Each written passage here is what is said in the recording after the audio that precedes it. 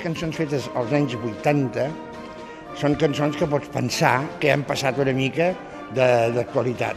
No obstant, el dibuix o la construcció de les cançons aquestes jo crec que són inatemporals, són atemporals, en el sentit que tu en aquell moment encara pots estar pensant que el passeig del Carme no ha perdut l'aire o el caire que tenia i perquè, en definitiva, moltes i moltes ciutats de la Mediterrània que toquen al mar, totes tenen el seu propi passeig del Carme, no? Tota la simbologia està allí.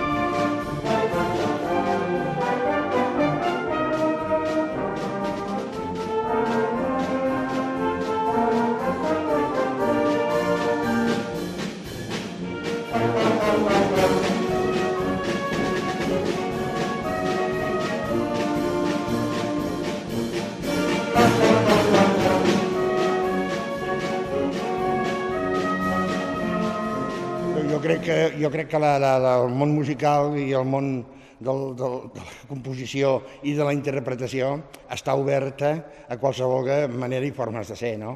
Evidentment, el Passeig del Carme, com la canto jo, amb els anys hi haurà gent que farà les seves versions, potser fins i tot hi haurà canvis de la lletra i de text. Però jo crec que l'interessant i el que s'ha d'agrair, i el que tinc que agrair personalment, és que s'han agafat 2 o 3 melodies del Passeig del Carme i s'han fixat com a sintonies ja que van acabar. Després les versions, clar, cadascú farà la seva.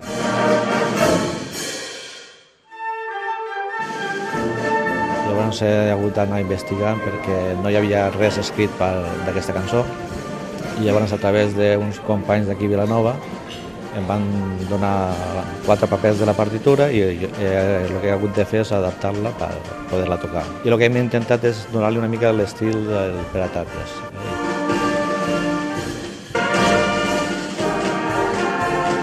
Ens agradaria que fos una cançó que identifiqués el festival, no?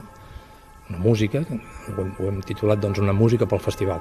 I cada any la idea, que després caldrà veure si això segueix endavant, perquè ara estem fent tot aquest nou festival, és una mica un experiment, però la idea és que cada any aquesta part del Passeig del Carme es repeteixi, però versionada per una formació musical, o coral, o orquestral diferent. I per tant, cada any sigui la mateixa música, però amb un tractament nou.